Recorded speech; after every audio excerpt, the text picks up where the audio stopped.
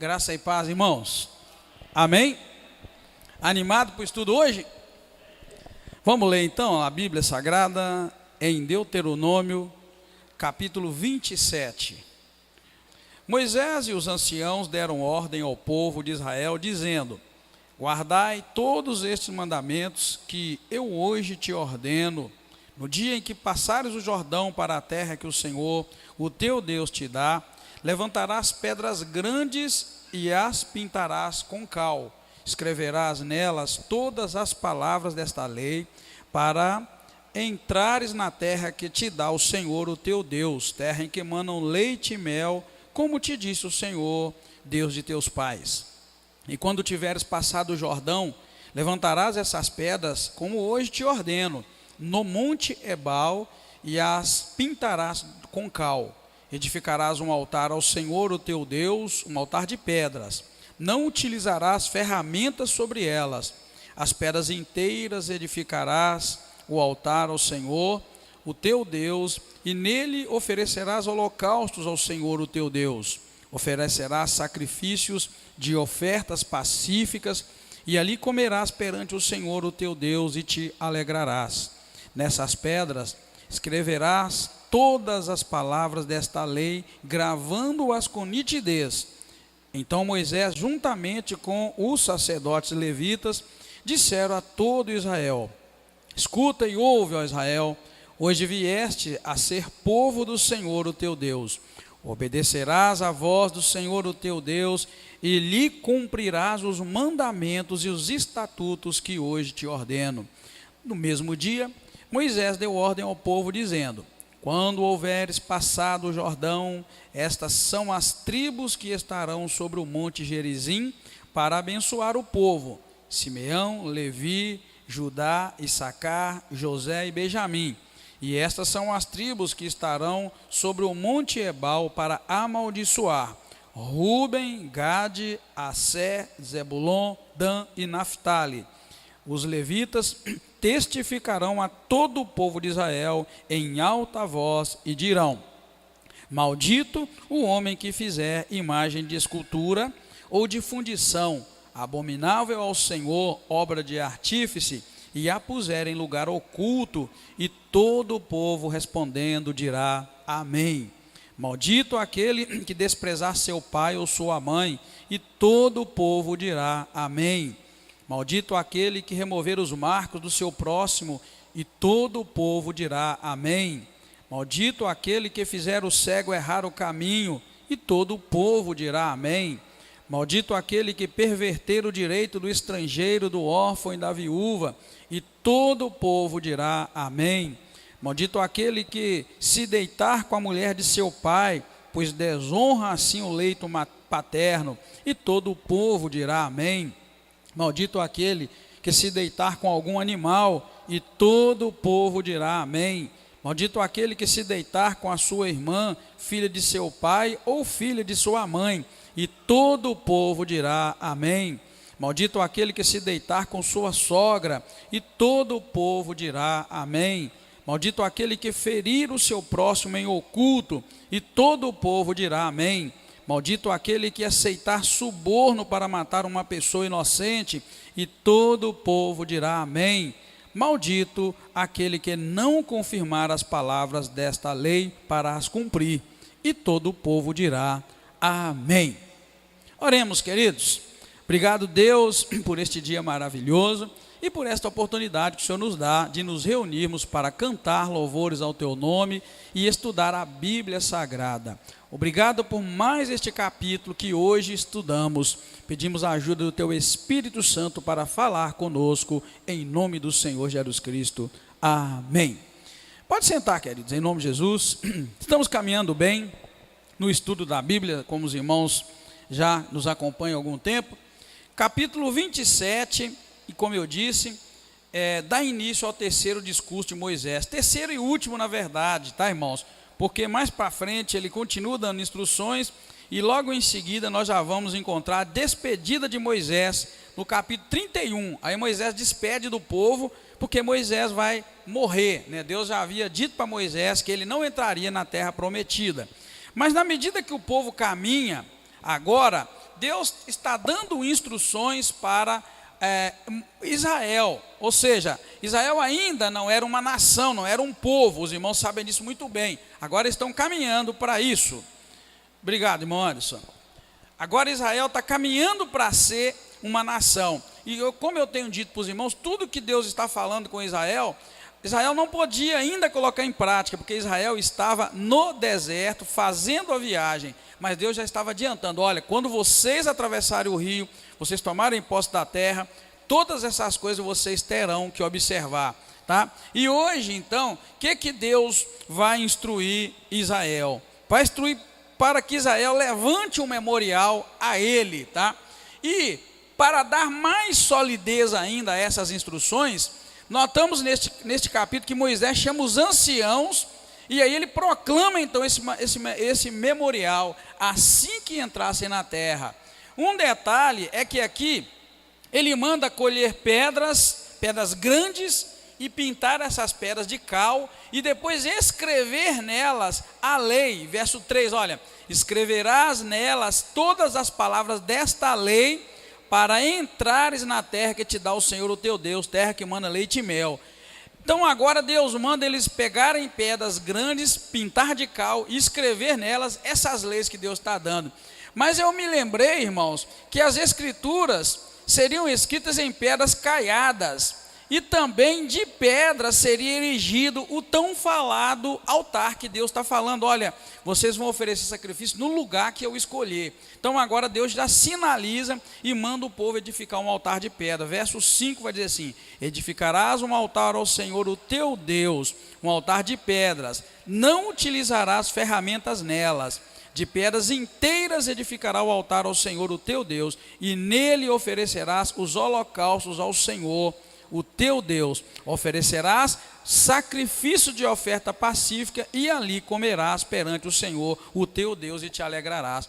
Então Deus aqui está dando instrução, irmãos, para que eles escrevessem a lei em pedras, mas que edificasse também um altar de pedra. Sabemos que Deus, Ele quer ser adorado por nós, mas também Deus não quer uma adoração, irmãos, que seja uma adoração improvisada, despreparada, algo que você possa oferecer ele sem nenhum compromisso, vamos dizer assim. Essa é a grande verdade, a palavra que talvez eu precisava usar. Deus quer que você o adore, mas que adore com compromisso, tá? Aquele pensamento moderno de que Deus está em todo lugar, o Senhor é bom, sua misericórdia dura para sempre, então a gente pode adorar a Deus em qualquer lugar, em qualquer tempo. Ela é uma verdade, mas não é a verdade toda. Você pode adorar a Deus em todo tempo e em todo lugar, mas Deus espera que você construa altares também para adorá-lo, que você tenha compromisso com o Senhor, que você escolha durante as suas 24 horas de um dia, por exemplo, um momento para adorar ao Senhor, seja com cânticos, ou seja só com a sua oração, sua meditação. Quantos aqui, na verdade, leem a Bíblia e também meditam nela? Para e pensa, meditar não é a mesma coisa que ler. E o Salmo 1 diz assim: bem-aventurado o homem que não anda segundo o conselho dos ímpios, nem se detém no caminho dos pecadores, nem se assenta na roda dos escarnecedores. Olha bem, antes tem o seu prazer na lei do Senhor, e na sua lei medita de dia e de noite. Está vendo, querido? Não é só ler a lei, é meditar. O que eu poderia dizer que é meditar, né? Quem já viu o boi lá no pasto comendo? Quem já viu o boi comendo lá na boi ou a vaca, não importa. Ele come igual a gente? O boi põe a comida na boca, mastiga 1, 2 vezes, engole? Como é que o boi faz? Não é? O boi mastiga. Já viu também, já, irmão? Já? Acho que todo mundo já viu, já? Se não viu, nós vamos fazer uma dinâmica aí, pegar os irmãos, levar para os irmãos ver vaca pastar e boi pastar.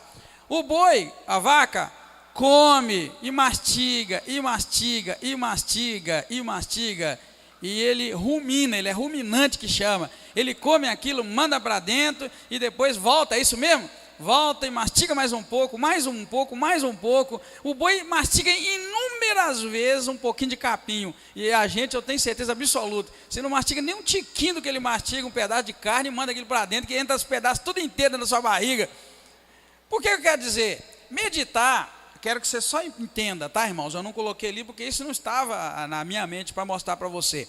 Mas meditar na lei do Senhor seria o mesmo que você comer a Bíblia, mastigar, desculpa, né? A Bíblia, que já não é ler. Ler não é mastigar, ler é só olhar o prato lá, né? Aqui, ler a Bíblia seria mastigar.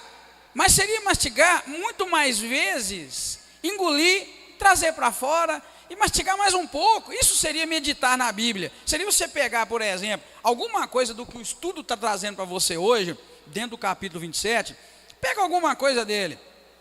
Mas não aceite só o que nós tratamos aqui dentro de 40 minutos, 1 hora. Mastigue isto. E depois, mastigue mais. E depois mais, e depois mais, e depois mais. Mas só isso. Não é aquela leitura do roteiro, que você lê o roteiro só para riscar lá que leu. Você leu o dia de hoje, do dia de amanhã, vai doido querendo terminar. Tem gente que até adianta a leitura do roteiro. Mas a leitura do roteiro não é para adiantar. A intenção do roteiro é te colocar em contato com a Bíblia todo dia. Tem gente que adianta 3 meses, depois ele até perde, ele nem continua mais. Adianta, corre muito, depois não consegue seguir a caminhada. Então, queridos, isso seria, na verdade, meditar na palavra. Seria você comê-la, mas depois regurgitá-la e comê-la mais. Ou seja, não me conformo só com o que eu suguei do capítulo 27 de Deuteronômio lá na igreja. Eu tenho que levar isso para casa agora e dar mais uma olhada nisso, depois mais um, depois mais um, depois mais uma. Isso seria meditar na palavra do Senhor. Por isso que eu li para você o Salmo 1, para que você pense nisso, tá bom? Então, queridos, Israel foi convocado também a erigir um altar de pedra. Veja bem que um altar de pedra, irmão, e Deus ainda exige que as pedras não poderiam ser trabalhadas com ferramenta, tinha que ser pedra bruta, do modo como eles tiraram lá na floresta, no mato, teria que construir o altar sem jogar a ferramenta nela. Então você vê que não dava para ajustar a pedra, nem numa partezinha, nem na outra, para encaixar. Deus queria aquele altar da maneira como ele tirasse. E isso tem muito ensinamento para nós, porque às vezes nós queremos construir altares de adoração a Deus, seja em casa, no trabalho, não importa. A gente quer construir templos de adoração, mas a gente mete a mão demais e acaba complicando, dificultando e alterando aquilo que Deus espera de nós, na pureza e na simplicidade daquelas pedras. Iam ser pegadas aquelas pedras de lá e fazer o altar sem que ferramenta pudesse trabalhar nessas pedras, tá bom? Outro detalhe também que nós temos que lembrar nessa primeira parte, que Deus manda erigir esse memorial com pedras, pintá-las de cal, escrever a lei que Deus estava dando para Moisés, e depois construir um altar também de pedra. Um detalhe que me chamou a atenção é o seguinte, é que Deus escrever em pedras, com os próprios dedos dele, os 10 mandamentos, que você vai encontrar lá em Êxodo 20, você vai encontrar em Êxodo 31, 18, escrito claramente para nós que aqueles textos foram escritos pelo dedo de Deus.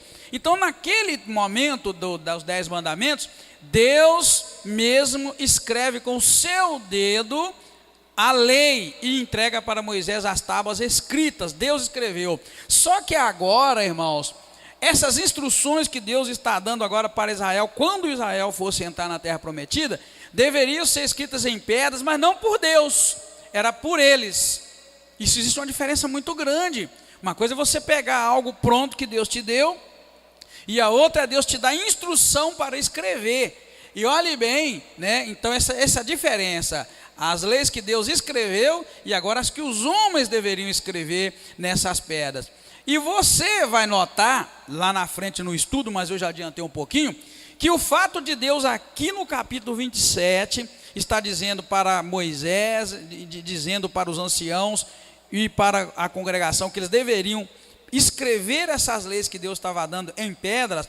Veja bem que lá Deus escreveu com o dedo dele. Aqui Deus manda pintar com cal e escrever. Diferente, tá vendo? Pintar com cal e escrever. Então você vai ver que isso ajudou Josué, porque no futuro Josué leu ao povo estas palavras deste discurso que nós estamos vendo aqui no capítulo 27. Abra lá para frente em Josué 8, você vai ver essa passagem mostrando para nós que Josué leu essas palavras. Josué 8, 34. Josué 8, 34 diz assim: quando na verdade, né, irmãos, Josué faz a leitura diante do altar. Veja que o caminho andou, né? O caminho andou. Josué obedeceu ao mandado do Senhor, construiu o altar. Aí ele pega e lê a lei diante do altar. E o verso 34 diz assim: depois leu em alta voz todas as palavras da lei, a bênção e a maldição, olha lá, conforme tudo que está escrito no livro da lei. Palavra nenhuma houve de tudo que Moisés ordenara, que Josué não lesse perante toda a congregação de Israel, e as mulheres e os meninos e os estrangeiros que andavam no meio deles. Está vendo, irmãos, como é que é importante a gente acompanhar a leitura e ir compreendendo passo a passo. Não foi à toa que Deus mandou escrever, porque o povo precisaria no futuro. E vamos ser sinceros, é muito diferente eu falar coisas e você tomar nota das coisas, ou eu falar e você só guardar na memória. Então o fato de a gente poder registrar, escrevendo ou gravando, muda tudo. E o que Deus estava orientando aqui, na verdade, era que as suas palavras fossem escritas, para que no futuro Israel tivesse acesso a tudo isso, tá?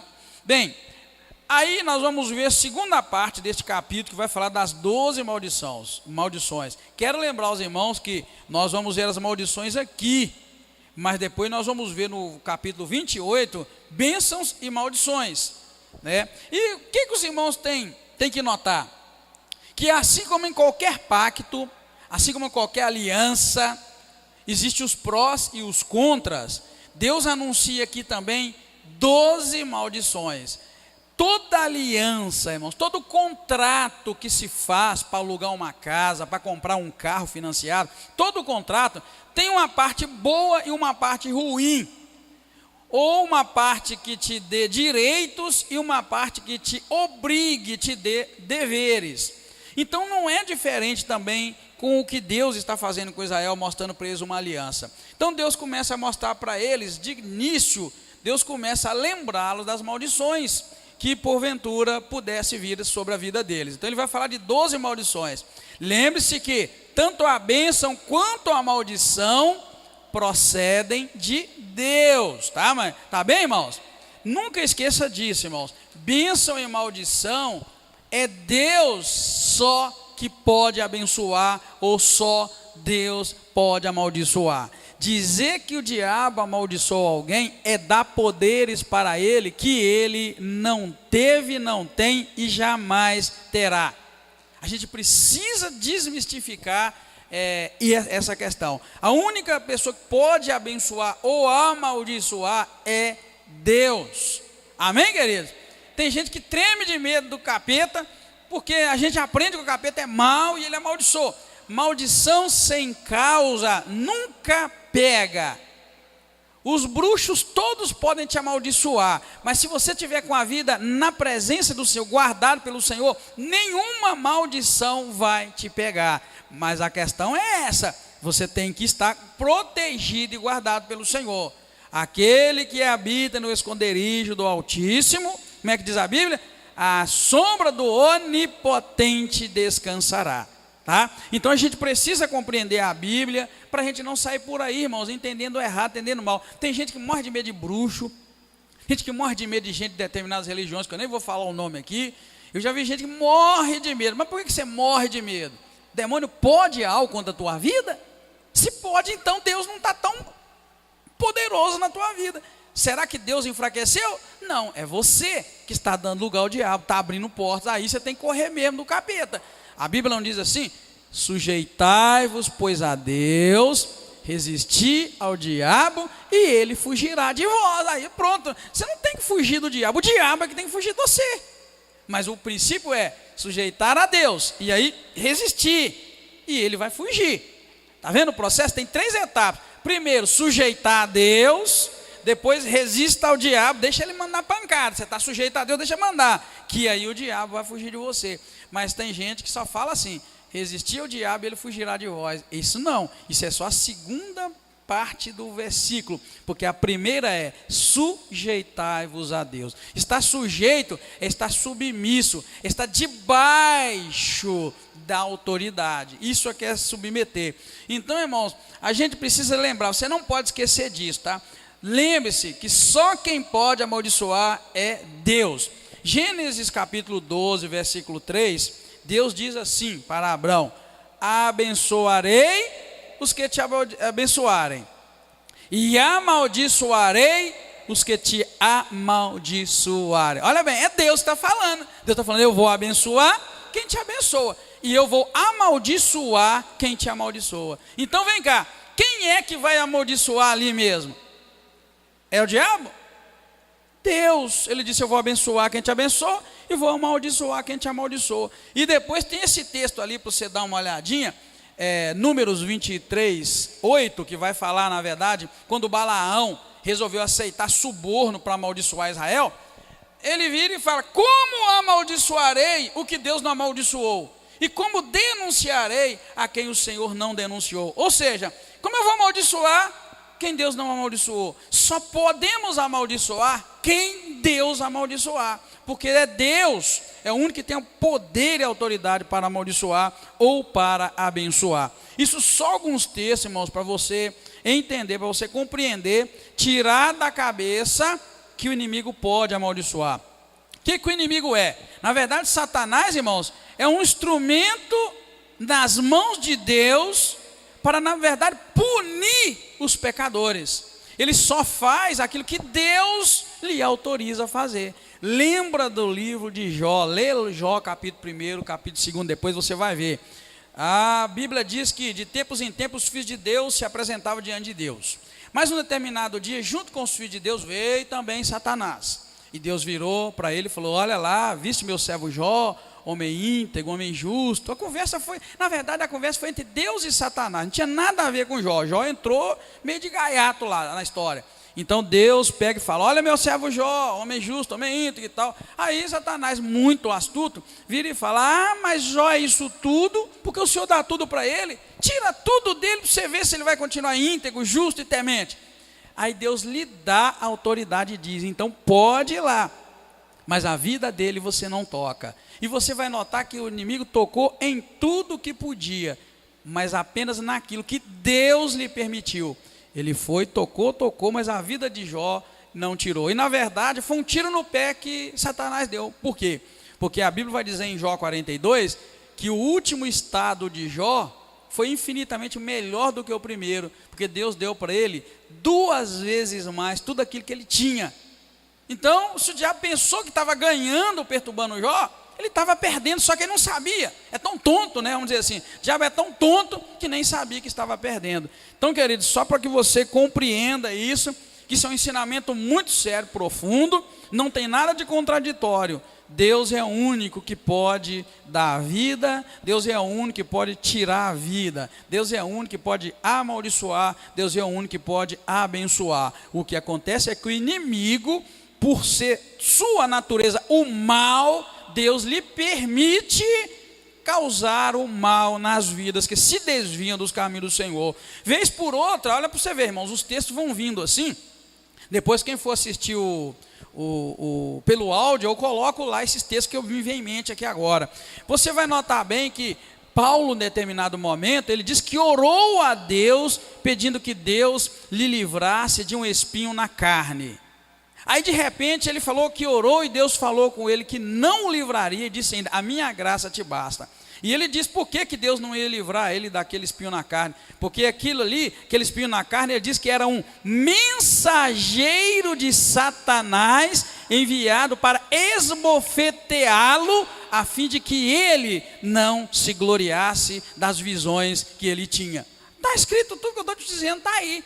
Ele entendeu que na verdade não era Deus que o esbofeteava. Nem era Deus o espinho na carne que ele tinha, mas ele disse que o espinho na carne era um mensageiro de Satanás enviado para esbofeteá-lo. Isso para que você tenha uma noção do reino espiritual e separe o mal do bem, o que Satanás lhe faz que lhe é próprio e o que Deus faz que lhe é próprio. Deus não faz o mal, mas ele permite que Satanás, na verdade, faça quando é necessário. Paulo concluiu que era necessário aquele espinho na carne, e ele parou de orar, falou: não vou orar mais, porque o Senhor me disse que eu não vou te curar, a minha graça te basta, eu não vou tirar esse espinho na carne, a minha graça te basta. E fica muito patente para nós a questão espiritual, não era Deus, mas era um mensageiro de Satanás, enviado, na verdade, por Deus, para fazer o mal. Outro texto que me vem em mente, Mateus capítulo 4, a maldição de Jesus no deserto. Ali você vê patente também como funciona no reino espiritual, Deus, na verdade, conduzindo o homem para ser esbofeteado, conduzindo o homem para apanhar das mãos do inimigo, tá bom? Olha, lá em Mateus capítulo 4, você vai ver que Jesus foi ao deserto, e ali ele jejuou 40 dias, 40 noites, e que ao final disso, ele teve fome, e ele foi tentado. Se você compreender o passo a passo, você vai ver como é que a coisa funciona. Primeiro, quem é que tentou Jesus naquele deserto? É o diabo. Mas quem é que levou Jesus lá para o deserto, para o diabo tentar ele? Se você ler Mateus capítulo 4, você vai ver que foi o Espírito Santo que levou Jesus ao deserto para lá tomar na cara, para ser esbofeteado. Porque a tentação é o inimigo na gente. Lê lá para você ver, Mateus 4, para você acompanhar esse passo a passo, aí você vai compreender bem melhor o que é que eu estou querendo colocar para você nessas questões tão profundas, irmãos, com relação às coisas espirituais. Espirituais, eu quero dizer aqui, é como funciona o reino espiritual. Olha bem, Mateus capítulo 4. Então, Jesus foi levado pelo Espírito ao deserto. Veja que quem levou ele foi o Espírito de Deus. É como se Deus pegasse Jesus pela mão e falasse assim: vem cá, meu filho, eu vou te levar num lugar, vou te largar na mão do diabo, para o diabo tratar umas coisas com você. Foi isso, mais nada. Está vendo? Ó, Jesus foi levado pelo Espírito ao deserto, e a Bíblia diz: para ser tentado pelo diabo. Agora, a maioria de nós, quando o mal sobrevém sobre nós, a maioria de nós, quando a tentação vem sobre nós, a gente logo diz que isso é do diabo. Quanta glória a gente dá para o diabo. Aqui, por exemplo, se fosse qualquer um de nós sendo levado ao deserto para ser tentado pelo diabo, quantos de nós, ou talvez na maioria de nós, ou todos nós, ia começar a orar, e jejuar, e clamar, e fazer campanha, isso é do diabo, isso é do capeta, olha onde o diabo me trouxe, olha. Não foi o diabo, foi o Espírito que levou Jesus ao deserto para ser tentado. Está vendo, querido? Esse discernimento, que ele é profundo demais, e a gente vai tê-lo se a gente começar a não fazer igual nós, como comendo carne, mas fazer igual o boi quando come o pasto. Come, engole, rumina, come mais um pouco, você poder meditar na profundidade da palavra e poder assim ser mais ainda abençoado, tá, irmãos? Então, eu deixei isso aí. Lembre-se que tanto a bênção quanto a maldição procedem de Deus. E eu li o texto com você de Números, 23, versículo 8. Agora, um detalhe é que Deus usa uma questão geográfica para poder proferir as bênçãos e as maldições. Ele diz assim no versículo 11: no mesmo dia, Moisés deu ordem ao povo, dizendo: quando houveres passado o Jordão, estas são as tribos que estão sobre o monte Gerizim para abençoar. Está vendo? Sobre o monte Gerizim para abençoar. Eu tenho até que tirar aquilo dali, tá? Porque o monte Gerizim é para abençoar. É o outro monte que vai ser a maldição. E este é o povo que vai abençoar: Simão, Judá, Issacar, Benjamim. Vai falando os nomes. E estas são as tribos que estarão sobre o monte Ebal para amaldiçoar. Então essa primeira parte, na verdade, é sobre o Monte Ebal. Então eu vou ter que consertar aquilo ali para que os irmãos entendam. Então do versículo, irmãos, 11 para baixo, mais especificamente do versículo 15 para baixo, serão as maldições, né? Ou seja, as pessoas que fizessem uma daquelas coisas seriam amaldiçoadas. Não tem como fugir. Quem fizesse alguma imagem de escultura e adorasse essas imagens seria amaldiçoado. Quem, na verdade, não honrasse os seus pais, e aqui eu quero que os irmãos prestem atenção, maldito aquele que desprezar seu pai ou sua mãe, seria amaldiçoado. Depois vai dizer, a pessoa que usasse de ganância, que é a terceira maldição, maldito aquele, verso 17, maldito aquele que remover os marcos do seu próximo. Está vendo, irmãos? Isso é ganância, remover os marcos, nós já dissemos. É o camarada que compra uma propriedade de tantos hectares, aí ele vai e aumenta o terreno dele, tira os marcos, a cerca e aumenta um pouco. Isso é ganância, isso é injustiça. Depois o versículo, a quarta maldição é com relação àquele que maltratasse os cegos. Quarta maldição, verso 18, maldito aquele que fizer o cego errar o caminho, não é? Depois vai dizer a quinta maldição, também, maldito é aquele, verso 19, que perverteu o direito do estrangeiro, do órfão e da viúva. É o Senhor tratando as questões humanitárias, de justiça. Depois vai falar o versículo 6 ao 9, todo ele vai falar, maldito aquele que cometer imoralidade sexual. Versículo 20 até o versículo 23, olha bem. Maldito aquele que deitar com a mulher de seu pai. Está vendo? Verso 21, maldito aquele que se deitar com algum animal, chama zoofilia. Depois verso 22, maldito aquele que se deitar com sua irmã, filha de seu pai ou da sua mãe. Depois o verso 23, maldito aquele que se deitar com sua sogra. Então veja bem que do 6 ao 9 do versículo, na verdade, 20 até o versículo 23, está tratando de maldição na área da sexualidade. Tudo que Deus coloca aqui, se alguém cometesse, seria maldito. Depois, a 10ª e a 11ª maldição vai falar de violência e assassinato, que é a 10ª maldição e a 11ª, verso 24. Maldito aquele que feriu o seu próximo em oculto. E o 25, maldito aquele que aceitar suborno para matar uma pessoa inocente. Então é onde Deus começa a proferir essas maldições para qualquer pessoa que fizesse uma dessas coisas. E agora, na verdade, a pior das maldições fica com uma 12ª. Lembra que Deus aqui está dando 12 maldições. O versículo 26 diz assim, maldito aquele que não confirmar as palavras desta lei para as cumprir. Está vendo? Ou seja, essa maldição aqui engloba você ter que cumprir todas as outras. Então tem uma que é sexualidade, tem outra que é ganância, honrar pai, não ser idólatra, um punhado de coisa. Mas essa última não fala especificamente nenhuma dessas coisas em específico, mas traz que é maldito aquele que não confirmar todas as palavras desta lei para as cumprir. Então quer dizer, você descumpriu qualquer uma, maldito, e engloba todas elas. Então a gente precisa muito da graça de Deus, irmãos, para a gente poder viver uma vida cheia da graça do Senhor, tá bom?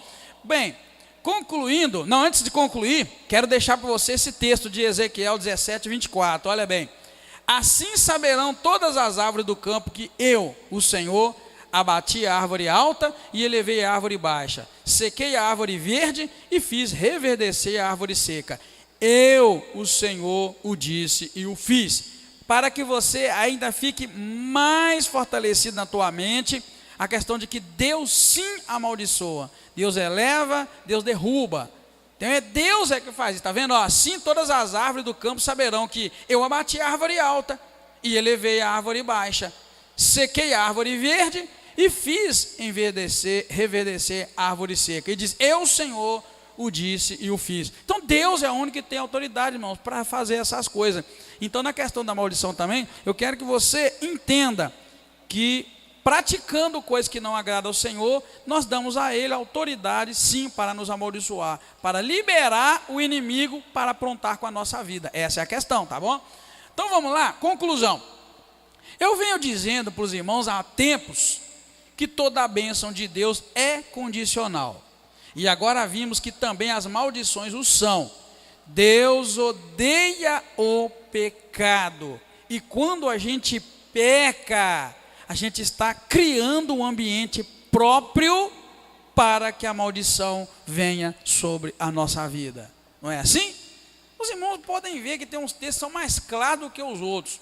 Malaquias 3, por exemplo, vai falar da maldição com relação a não ser fiel nos dízimos e nas ofertas. Não é? João 3,16 vai dizer para nós a maior de todas as maldições que cai sobre aquela pessoa que não crê em Jesus como Filho unigênito de Deus, porque Deus amou o mundo de tal maneira que deu seu Filho unigênito para que todo aquele que nele crê não pereça, mas tenha vida eterna. Ou seja, a maldição, a bênção, ela é condicional. Aceitou Jesus, tem direito à salvação. Não aceitou Jesus, permanece a maldição e a perdição eterna. Então é isso que eu venho dizendo para os irmãos, que não tem bênção de Deus de graça. Toda a bênção de Deus exige de nós um posicionamento para a gente ser abençoado. E acabamos de ver que maldição é a mesma coisa. Então, meu filho, minha filha, pode deixar aquela pessoa te amaldiçoar, te xingar. Se você estiver dentro da vontade de Deus, obedecendo a Deus, a maldição não vai te pegar. Agora, se você estiver abrindo porta, a maldição vai te pegar reto, direto, porque você está abrindo porta. É assim que funciona. Então nós não temos que temer o inimigo, nós temos que temer Deus. Está vendo? Para que ter medo do diabo? Ter medo de Deus, temer Deus, porque Ele é que pode deixar amaldiçoar ou não. Está vendo? Por que aquele homem na cruz que ia morrer junto com Jesus e os outros rapazes, ele resolveu pedir ao Senhor misericórdia? Lembra-te de mim quando entrar no teu reino. O Senhor, o que fez? Hoje mesmo estarás comigo no paraíso. Agora, quanto ao outro que ficou falando besteira lá, não tomou a posição certa, a Bíblia não fala nada com relação a ele. Então a gente precisa entender, viu, irmãos? Olha, tanto a bênção quanto a maldição, elas são condicionais. Aqui nós vimos que se a pessoa cometer uma dessas coisas, seria amaldiçoado. Semana que vem vamos ver Deuteronômio 28 falando das bênçãos. E todas as bênçãos que nós encontramos em Deuteronômio 28 estarão condicionadas ao primeiro versículo e ao 2, que é: se atentamente obedeceres a voz do Senhor o teu Deus, tendo cuidado de guardar todos os seus mandamentos que hoje te ordeno, o Senhor o teu Deus te exaltará sobre todas as nações da terra. Se ouvires a voz do Senhor o teu Deus, todas essas bênçãos virão sobre ti e te seguirão. Está aí a condição, verso 1 e 2. A partir daí, até o versículo 14, é a consequência, são a consequência de você cumprir verso 1 e 2. Agora, se você não cumprir verso 1 e 2, aí você só lê o versículo 15, que você vai ver o que acontece. Se, porém, não deres ouvido à voz do Senhor teu Deus, se não cuidares em cumprir todos os seus mandamentos e estatutos que hoje te ordeno, então virão sobre ti todas essas maldições, te seguirão. Está vendo? É assim, condição. Ouviu, obedeceu, um pacote de bênção. Não ouviu, não obedeceu, um pacote de maldição. Está vendo, querido? É claro, está muito clara a Bíblia. Não tem esse negócio de ficar desesperadamente fazendo essas campanhas da vida aí. Sabe essas campanhas que esse povo desgrama a fazer para ser abençoado? Papo furado puro. Se você não tiver em obediência, não tem como Deus te abençoar. Por quê? Porque Deus não vai quebrar a palavra dele. Como é que Deus vai quebrar? O camarada não ouve a Deus, não obedece a Deus, faz tudo errado, e aí vai ficar fazendo campanha para que venha essas bênçãos sobre ele. Não vai vir a maldição. É por isso que eu li lá atrás Balaão dizendo: como é que eu vou amaldiçoar quem Deus não amaldiçoou? Não tem jeito, querido, é assim que funciona. Então não tem jeito de fazer campanha para a bênção sem descobrir o que é que Deus exige para aquela bênção. Depois que você descobre, pratica aquilo, vai acontecer na tua vida. Então é assim que funciona. Você não vai encontrar em nada na Bíblia, em lugar nenhum na palavra de Deus, você vai encontrar alguém que tenha sido abençoado e que essa bênção não tenha sido fruto da obediência de alguém e de um compromisso com Deus. Presta atenção, Deus assumiu compromisso com Abraão, cumpriu-se em Isaac, cumpriu-se em Jacó e cumpriu-se na descendência deles, porque Deus tinha um compromisso. Então Deus não funciona se não for assim. E enquanto Jacó andou fora da vontade de Deus, Israel só sofreu. O povo só sofreu. Quando ele endireitou a vida dele, lá no Val do Jaboque, ele teve uma experiência com o Senhor. Você pode notar, a vida de Jacó muda no Val do Jaboque. Antes ele era trapaceiro, ele era malandrão, ele era cheio de artimanha. No Val do Jaboque ele luta com Deus a noite inteira. Ali mesmo o Senhor muda o nome dele de Jacó para Israel. Ele sai um camarada temente a Deus. Ele já sai querendo reconciliar com o irmão dele, a quem ele havia traído e maltratado lá atrás. Sai um homem diferente. Aí Israel começa a ser abençoado, no momento em que ele começa a obedecer ao Senhor. Deus jamais vai contrariar a sua própria palavra. Então o segredo é, o que Deus me diz? Então é isso que eu vou fazer. O que Deus me diz que eu devo fazer para ser abençoado? Então é isso que eu vou fazer. O que Deus diz que eu não posso fazer, senão vou ser amaldiçoado? Então eu não vou fazer aquilo e vou buscar a graça de Deus, a misericórdia do Senhor, para poder viver dentro da sua vontade. Amém, queridos? Deus te abençoe, te guarda, te fortaleça. Agora você vai pegar algum ensinamento do capítulo 27, lembra da vaca, lembra do boi. Você vai mastigar, e vai depois mastigar mais, depois mais, e depois mais, até que você entenda, opa, agora eu suguei tudo que eu podia sugar desta parte da palavra. Amém? Pai querido, muito obrigado, te agradeço, te louvo por esta oportunidade, obrigado por cada vida que veio aqui nesta noite. Eu peço que o Senhor agora nos conduza em paz, mas ajuda-nos agora a ruminar neste texto que nós mastigamos. Queremos agora meditar na tua palavra e arrancar muito mais nutrientes desta palavra, arrancar muito mais conhecimento da tua palavra. Não queremos perecer, pecar por falta de conhecimento. Por isso nós estamos aqui nesta noite. Muito obrigado mais uma vez. Guarda o teu povo, livra o teu povo e ajuda-nos em nome do Senhor Jesus Cristo. Amém. Muito obrigado, irmão, irmã. Deus te abençoe, te guarda, te fortaleça em nome do Senhor.